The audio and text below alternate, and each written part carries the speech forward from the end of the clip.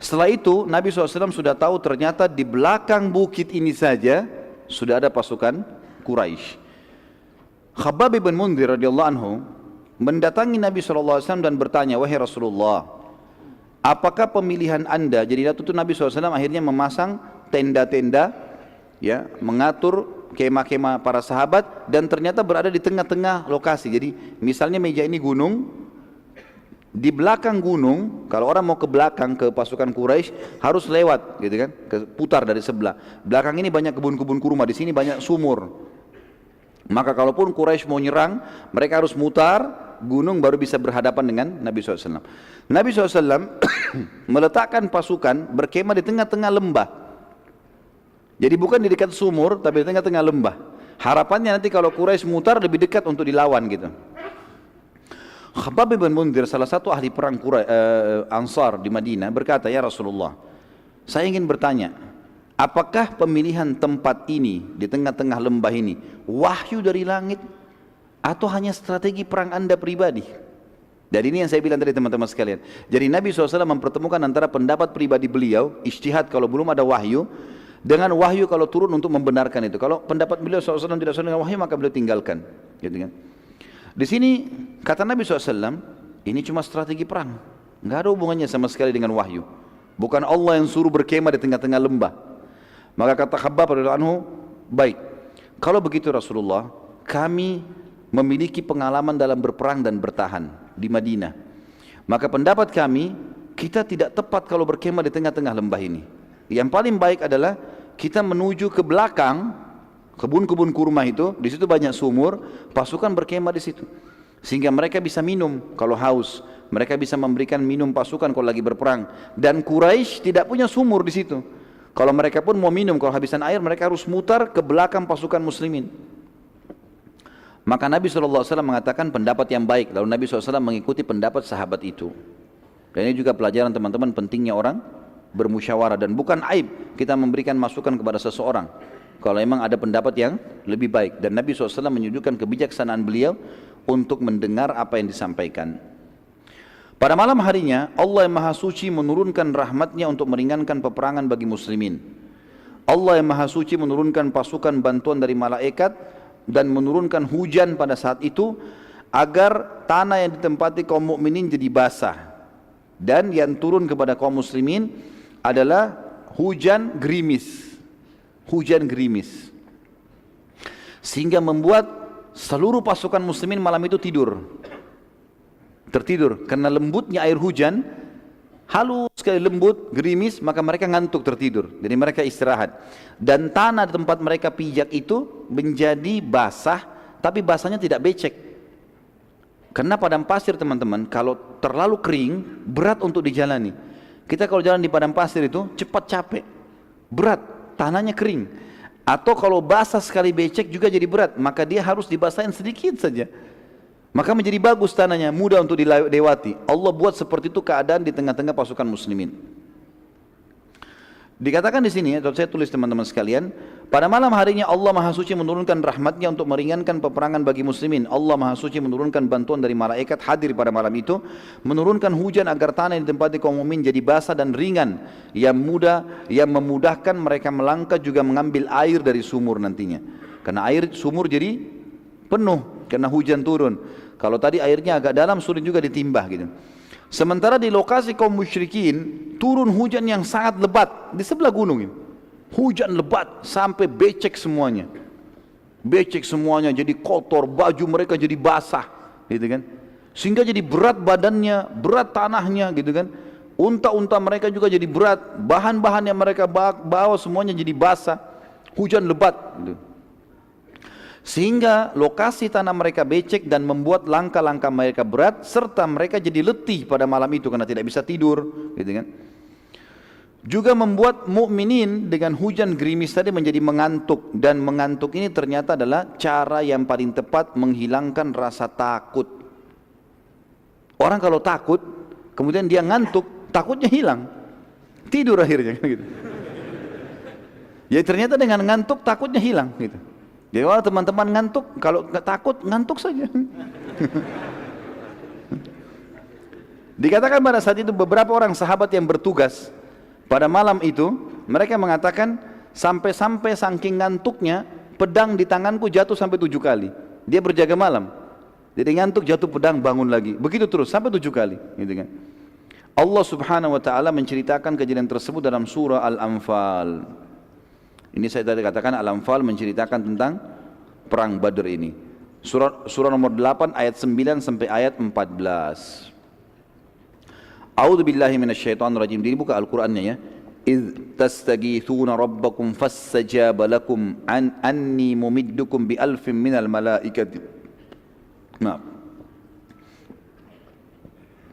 إذ تستغيثون ربكم فاستجاب لكم أني ممدكم بألف من الملائكة مردفين وما جعله الله إلا بشرى ولتطمئن به قلوبكم وما النصر إلا من عند الله إن الله عزيز حكيم إذ يغشيكم النعاس أمنة منه وينزل عليكم من السماء ماء ليطهركم به ويذهب عنكم رجز الشيطان وليربط على قلوبكم ويثبت به الأقدام إذ يوحي ربك إلى الملائكة أني معكم فثبتوا الذين آمنوا سألقي في قلوب الذين كفروا الرعب فاضربوا فوق الأعناق واضربوا منهم كل بنان ذلك بأنهم شاقوا الله ورسوله ومن يشاقق الله ورسوله فإن الله شديد العقاب ذلكم فذوقوه وأن للكافرين عذاب النار. Ayat 9-nya, ingatlah ketika kamu memohon pertolongan kepada Tuhanmu atau kalian memohon pertolongan kepada Tuhan, minta kemenangan. Lalu diperkenankan untuk kalian, atau di sini bisa dikatakan dikenankan untuk Muhammad SAW. Sesungguhnya aku akan mendatangkan bala bantuan kepada kamu semua dengan 1000 malaikat yang datang berturut-turut. Ayat 10-nya, dan Allah tidak menjadikan bala bantuan itu melainkan sebagai kabar gembira dan agar hatimu menjadi tentram karenanya. Dan kemenangan itu hanya dari sisi Allah. Sesungguhnya Allah Maha Perkasa lagi Maha Bijaksana. Ayat 11, ingatlah ketika Allah menjadikan kalian semua mengantuk sebagai suatu penentraman darinya. Jadi hujan gerimis turun, ngantuk. Jadi hatinya jadi tentram, hilang rasa takutnya. Dan Allah menurunkan kepada kalian hujan dari langit untuk mensucikan kalian dengan hujan itu dan menghilangkan dari kalian gangguan-gangguan syaitan dan untuk menguatkan hati kalian dan memperteguhkan dengannya dengan hujan telapak kaki kalian. Jadi tanahnya jadi basah tadi, kakinya bisa lebih mudah untuk menyerang musuh nantinya. Kemudian ayat 12 ya, ingatlah ketika Tuhanmu mewahyukan kepada para malaikat, sesungguhnya aku bersama kalian, maka teguhkanlah pendirian orang-orang yang beriman. Kelak aku akan jatuhkan rasa ketakutan di dalam hati orang-orang kafir, maka penggallah kepala-kepala mereka dan potonglah tiap-tiap ujung jari tangan mereka. Jadi perintah Allah kepada malaikat. Nanti kan kita pelajari setelah perang Badar bagaimana Nabi SAW mengatakan, maukah kalian tahu mana korban kalian, mana korban malaikat? Maka para sahabat mengatakan, iya Rasulullah. Kata Nabi SAW, kalau kalian temukan di bekas tebasan leher ada bakar, luka bakar dan jari-jari terputus, itu adalah korban malaikat. Karena Allah menyuruh itu, menyuruh malaikat penggal leher-leher mereka dan potong jari-jari mereka. Ayat 12 Al-Anfal. Ayat 13-nya, ketentuan demikian itu adalah karena sungguhnya mereka menentang Allah dan Rasulnya, dan barang siapa yang menentang Allah dan Rasulnya maka sungguhnya Allah amat keras siksaannya. Ayat 14, itulah hukum untuk mereka di dunia, dan maka rasakanlah hukuman itu bagi orang kafir. Sungguhnya bagi orang-orang kafir itu masih ada azab di akhirat nanti. Sa'ad bin Mu'adz radhiyallahu anhu, sahabat Nabi yang mulia yang kita sudah tahu masyhur, pimpinan tadi Aus, berkata pada Nabi SAW, wahai Rasulullah, sungguh anda sudah lebih tahu apa yang akan terjadi, peperangan apa yang akan terjadi, dan di Madinah terdapat saudara-saudara kami yang bukan tidak ikut dan mendukung anda karena takut, tapi mereka tidak tahu kalau terjadi peperangan. Niscaya kalau mereka tahu, mereka tidak akan meninggalkan anda sama sekali. Bila anda setuju ya Rasulullah, kami akan jadikan buat anda kemah di belakang pasukan, dan kami siapkan pula buat anda tunggangan khusus unta yang terbaik kami. Bila kami menang, maka itulah harapan kami semua. Tapi bila kami kalah, anda masih bisa menyelamatkan diri ke Madinah dengan menunggangi unta tersebut dan bertahan di Madinah, sehingga Islam tidak hilang. Karena kalau anda juga ikut mati, maka habis Islam ini. Artinya di sini ikhtiarnya Sa'ad radhiyallahu anhu sebagai manusia. Maka Nabi SAW berkata, sungguh pendapat yang baik. Lalu orang-orang Ansar membuat kemah khusus buat Nabi SAW untuk berteduh, dan Nabi SAW dari situ memantau peperangan. Nabi SAW lalu membagi bendera-bendera peperangan keesokan paginya. Ada bendera dipegang oleh Ali bin Abi Thalib, ada bendera dipegang oleh Mu'adz bin Umair, ada yang lain-lain dipegang oleh beberapa orang-orang Ansar. Saat tiba pasukan Quraisy, mereka sempat bingung karena tidak ada air. Ya. Waktu mereka rupanya tiba di situ, mereka minum, mereka berpikir nanti di setiap lokasi bisa mampir untuk ambil air. Cari air, nggak ada air. Pasukan kehabisan air. Hujan ada di mana tapi becek, jatuh ke tanah, nggak ada yang bisa diambil. Sumur adalah di belakang pasukan muslimin. Lalu pada saat mereka siap-siap mau perang, kondisinya lemah karena semalam tidak tidur, badan mereka basah, logistik mereka basah, air mereka kehabisan, gitu kan. Jadi banyak hal yang Allah SWT sudah persiapkan di situ. Lalu mereka begitu pula muslimin sudah siap-siap perang. Saat melihat keadaan sudah akan terjadi peperangan, Nabi SAW mengangkat tangan beliau dalam kemah berdoa kepada Allah, dan beliau terus berdoa agar meminta kepada Allah diberikan kemenangan. Dan Abu Bakar waktu itu bersama dengan Nabi SAW di kemah mengawal beliau. Nabi SAW lalu menutup wajah beliau SAW dengan jubahnya dan berdoa, ya Allah, bila engkau membiarkan kekuatan ini muslimin musnah, maka tidak ada lagi yang tersedia di muka bumi orang yang akan menyembahmu. Lalu Nabi SAW terus berdoa sambil menangis. Lalu Abu Bakar merasa iba dengan Nabi SAW, mengatakannya, Rasulullah, bukankah anda sudah janjikan kemenangan? Bukankah anda adalah Rasulullah? Untuk apa kasihani diri anda? Ringankan doa anda. Sungguh Allah tidak akan menyusahkan anda. Maka Nabi SAW pun mengatakan, wahai Abu Bakar, sungguh doa itu adalah sebuah perintah. Kerjakan. Walaupun Allah sudah janji, kita ucapkan. Karena saya tidak ingin sahabat-sahabat saya jadi korban. Baik. Waktu masih ada ya? Hah? Sampai jam berapa nih? Saya lihat waktu Jakarta loh ini, jam 8 sekarang.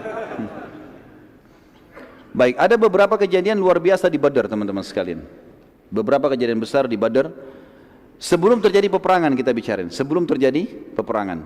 Yang pertama, kisah sahabat yang mencium perut Nabi SAW. Saya tulis judulnya begitu. Pada saat selesai berdoa, sholat dan doa, Nabi SAW keluar dan mengatur saf sahabat. Nabi SAW tidak membagi-bagi pasukan, tapi menyatukan mereka dalam satu tempat. Nabi nggak bagi-bagi sisi kanan, sisi kiri, tengah, belakang, enggak. Pasukan sedikit, 313 orang. Bahkan yang ikut cuma 312, Abu Bakar mendampingi Nabi SAW. Pasukan disatukan di satu tempat. Terdapat sebuah kejadian kecil. Waktu Nabi SAW sedang mengatur saf dengan tongkat beliau, ada seorang dari Ansar yang kebetulan sangat gemuk. Sampai waktu berdiri tubuhnya keluar dari saf. Maka Nabi SAW memerintahkan dia, mundurlah agar lebih rapi safnya gitu kan, sambil menekan ujung tongkat beliau ke perutnya sahabat itu. Mundur kamu gitu ya. Lalu waktu itu tiba-tiba sahabat tadi berkata, ya Rasulullah, anda telah menyakitiku, maka aku ingin menuntut kisos. Minta kisos dari Nabi. Anda tusuk saya juga tusuk ya Rasulullah. Gitulah mintanya. Ini medan perang dan ini sahabat. Sahabat yang lain semua dengar, langsung menghardik. Ada apa dengan kau? Ini Rasulullah. Orang ini tetap saya berkata, ya Rasulullah, hakku. Aku harus minta kisos. Maka Nabi SAW mengatakan, baiklah. Nabi itu berikan perut, kasih tongkat, ini perut saya. Kata dia, ya Rasulullah, tadi waktu anda sentuhkan, baju saya sempat terbuka sedikit. Maka kena dengan tongkat anda kulit saya. Saya juga mau begitu ya Rasulullah. Maka yang terjadi, Nabi SAW bukain sedikit baju. Waktu terbuka ternyata orang ini datang langsung memeluk perut Nabi SAW lalu menciumnya, gitu kan. Lalu kemudian Nabi SAW menanyakan, kenapa kau lakukan itu? Dia bilang, ya Rasulullah, sekarang musuh depan mata, jelas-jelas ini antara mati atau hidup. Saya ingin sebelum saya mati yang terakhir tersentuh dengan kulit saya adalah kulit anda. Ini kejadian unik yang luar biasa. Maka Nabi SAW pun tersenyum. Tapi ini tentu satu orang, nggak mungkin orang semua buat itu ya. Pada saat itu teman-teman sekalian terjadi hal yang lain sebelum peperangan, namanya mubarazah, perang tanding. Orang-orang Arab dulu punya tradisi, sebelum perang yang besar, mereka perang tanding, keluar jagoannya sana, jagoannya sini, saling duel gitu kan. Itu untuk memotivasi pasukan, siapa yang kuat nih. Peperangan diawali dengan mubarazah atau perang tanding secara individu, dan awal yang keluar dari pasukan Quraisy adalah Aswad bin Abi Aswad. Ini orang yang pertama keluar dari Quraisy, Aswad bin Abi Aswad. Ini gampang dihafal namanya, hitam anaknya hitam gitu ya. Ia maju depan pasukan muslimin dan bersumpah kalau ia tidak akan kembali ke pasukannya sampai ia meminum dari sumur muslimin. Kan air lagi habis. Demi Allah saya pasti akan memenangi kalian, saya akan minum dari sumur kalian. Seperti itulah. Saat itu dari pasukan muslimin keluar Hamzah bin Abdul Muttalib, paman Nabi SAW, terkenal orang sangat luar biasa, ahli perang. Lalu terjadi duel yang sangat sengit hingga akhirnya Hamzah berhasil menebas salah satu kaki Aswad dan mengucurkan darah yang sangat banyak. Saat Aswad sudah enggak berdaya lagi, ia terus berusaha merangkak sampai ke sumur muslimin. Dia merangkak, darahnya terus menetes. Hamzah ikuti dari belakang. Pasukan Quraisy melihat dia mau menjalankan sumpahnya, datang sampai minum dari situ. Dia berusaha mau minum terus mati, enggak sempat minum gitu kan, terbunuh dia akhirnya. Dan ini termasuk Aswad adalah korban pertama di perang Badar. Artinya orang pertama yang didaftar masuk neraka di perang Badar. Lalu keluar 3 orang sekaligus dari Quraisy. Utbah bin Rabi'ah, yang pertama ini tokoh Quraisy. Al-Walid bin Utbah, anaknya Utbah. Jadi Utbah keluar, anaknya juga keluar. Utbah bin Rabi'ah keluar. Al-Walid bin Utbah, anaknya dia keluar. Dengan Syaibah bin Rabi'ah, saudaranya Utbah. Jadi ini adik kakak dengan anaknya, keluar 3 orang. Menantang muslimin. Siapa yang mau tanding? Pada saat itu keluar dari muslimin 3 orang dari Ansar. Yang uniknya, yang keluar ini 2 orang anak muda, 15 sama 16 tahun. Muadz bin Afra dan Auf bin Afra. Ini punya kisah yang unik, nanti kita belajar di perang Badar. Luar biasa 2 orang ini. Keluar dan didampingi oleh sahabat Nabi yang mulia yang mati syahid di perang Mu'tah, Abdullah bin Rawaha radhiyallahu anhu ajma'in. Utbah berkata pada mereka, jadi waktu itu kan kalau orang perang teman-teman, matanya saja yang kelihatan. Biasanya orang tutup semua kan? Maka Utbah, Syaibah ini tidak tertutup semua, tidak kelihatan. Tapi sahabat-sahabat Nabi ini 3 orang ini terbuka mukanya, tapi mereka enggak kenal, ini bukan orang Mekah nih. Ditanya, siapa kalian ini? Maka masing-masing menyebutkan nama-namanya dan nasabnya.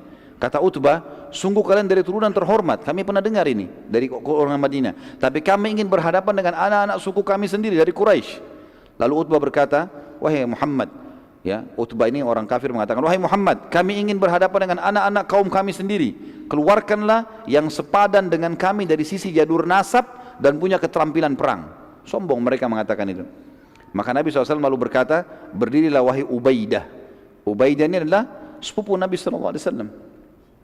Berdirilah wahai Hamzah. Berdirilah wahai Ali. Nabi SAW pilih dari kerabatnya semua. Berdiri kalian ketiga, hadapin itu. Ubaidah bin Harith bin Abdul Muttalib, ya. Jadi ini cucunya Abdul Muttalib. Jadi sepupu Nabi SAW. Karena Harith anak pertamanya Abdul Muttalib. Anaknya Harith namanya Ubaidah masuk Islam. Jadi ini sepupu Nabi SAW. Harith dengan Abdullah saudara, gitu kan. Kemudian Hamzah, Hamzah bin Abdul Muttalib kita tahu paman Nabi SAW, dan Adi bin Abi Thalib misalnya Nabi SAW. Abdul Muttalib adalah paman Nabi SAW. Nabi SAW memilih yang terbaik dari jalur nasab, sepadan dengan mereka, dan juga pasti Utbah tidak akan nolak karena ini dari kerabat Nabi SAW. Utbah lalu berkata, siapa kalian? Maka ketiga sahabat tersebut memperkenalkan diri masing-masing. Kebetulan ketiga sahabat ini memang dipilih Nabi SAW selain dari orang Quraisy, juga mereka pakai baju perang. Ali bin Abi Thalib, Hamzah dan Ubaidah ini pakai baju perang dan tinggal matanya yang kelihatan. Jadi Utbah nggak kenal nih. Siapa kalian? Tiga-tiganya perkenalkan diri. Lalu pada saat itu tiga-tiganya atau Utbah mengatakan, kalian pantas menghadapan dengan kami.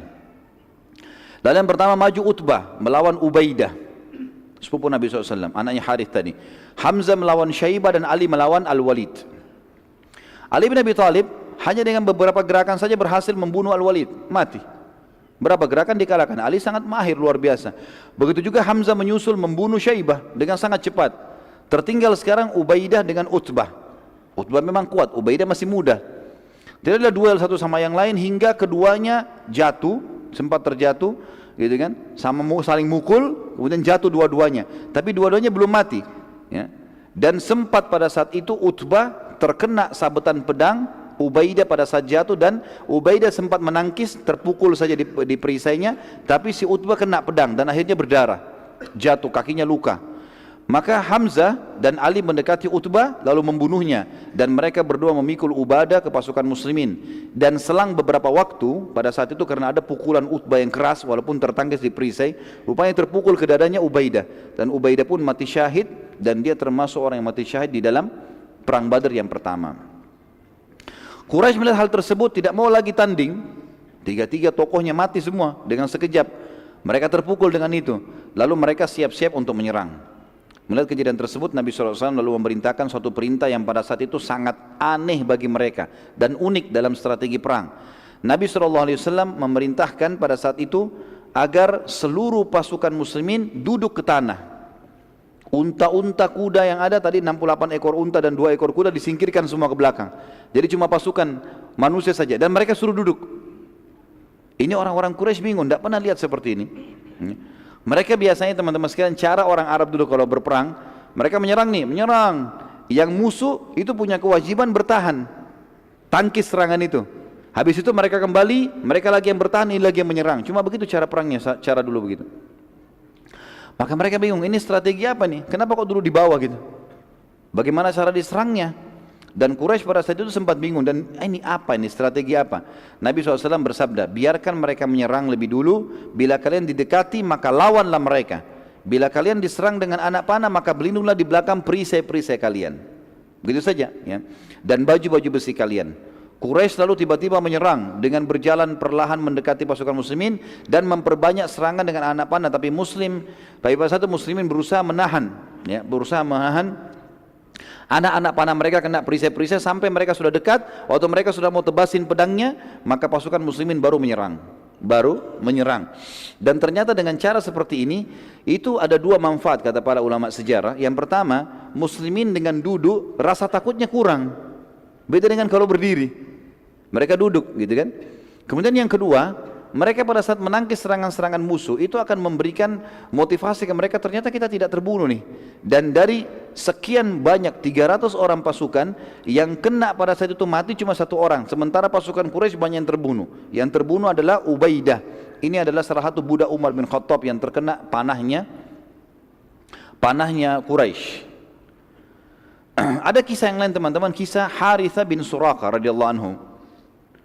Ada sebuah anak panah yang tidak jelas dari mana arahnya di pasukan muslimin, karena pada saat Quraisy lempar panah, ada juga di antara muslimin dari belakang lempar panah. Ada satu orang namanya Harithah bin Suraqah, ini kena panah dan tidak jelas orang ini mati di kena panahnya orang Islam atau panahnya orang Quraisy. Dan ini perlu teman-teman kita ketahui. Saya jelaskan saja karena ini terjadi pada saat itu. Setelah perang Badar, ibunya Harithah datang kepada Nabi SAW lalu mengatakan, ya Rasulullah, dalam hadis Bukhari, Anda sudah tahu bagaimana Harithah punya kedudukan di sisi saya. Saya dengar informasi dia terbunuh di Badar waktu Nabi sudah pulang dari Badar, sudah menang. Maka beritahukan kepada saya di mana Harithah, mati syahid ke masuk surga atau dia sekarang tidak jelas kena panahnya muslim, mungkin dia masuk neraka. Kata Nabi SAW, wahai ibunya Harithah, sungguh kau telah kehilangan informasi. Anakmu Harithah mati syahid dan sekarang dia berada di surga Firdaus yang tertinggi. Kisah yang lain kisah Umair bin Hammam radhiyallahu anhu bin Hubab ya. Saat pasukan Quraisy mulai menyerang, Nabi SAW memerintahkan sahabat. Jadi waktu sudah menyerang, mereka diserang oleh muslimin, mereka mundur.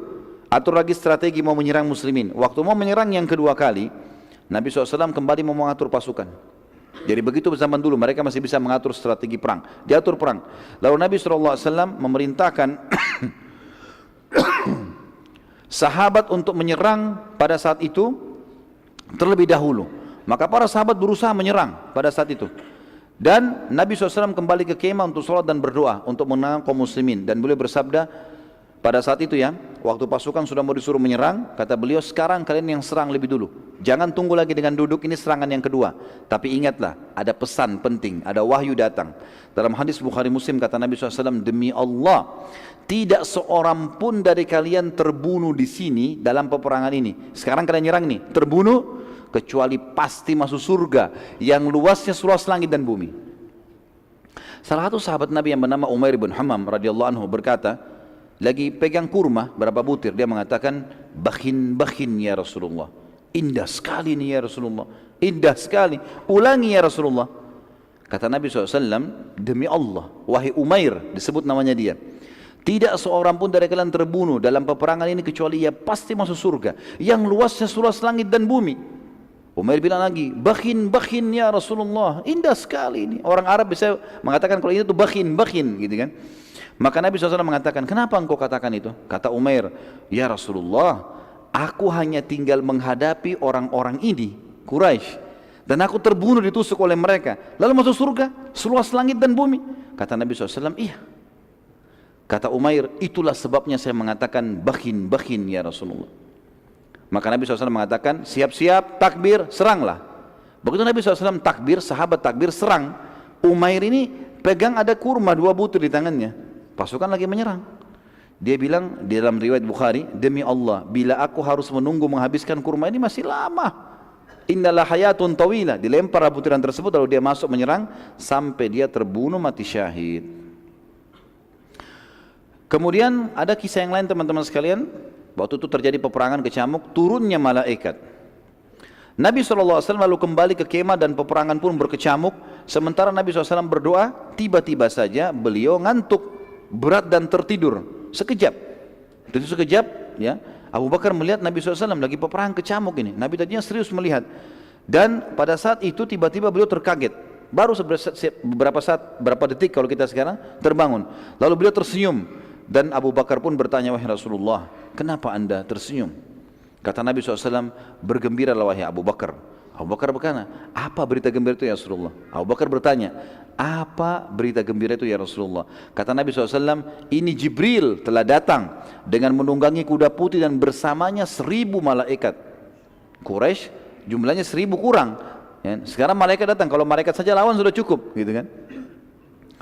Belum pernah teman-teman sekalian, kata ahli sejarah, malaikat terlibat dalam peperangan kecuali perang Badar. Ini pendapat yang paling kuat. Peperangan yang lainnya Allah SWT tidak turunkan lagi bantuan malaikat, tapi mereka hadir menyaksikan, iya.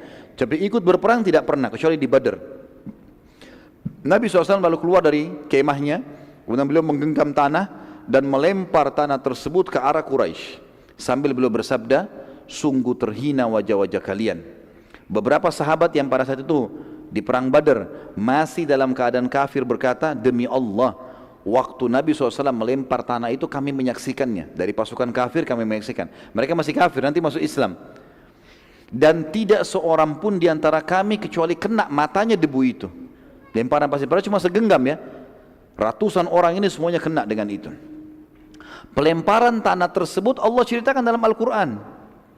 Kembali surah Al-Anfal ayat 17 sampai 18.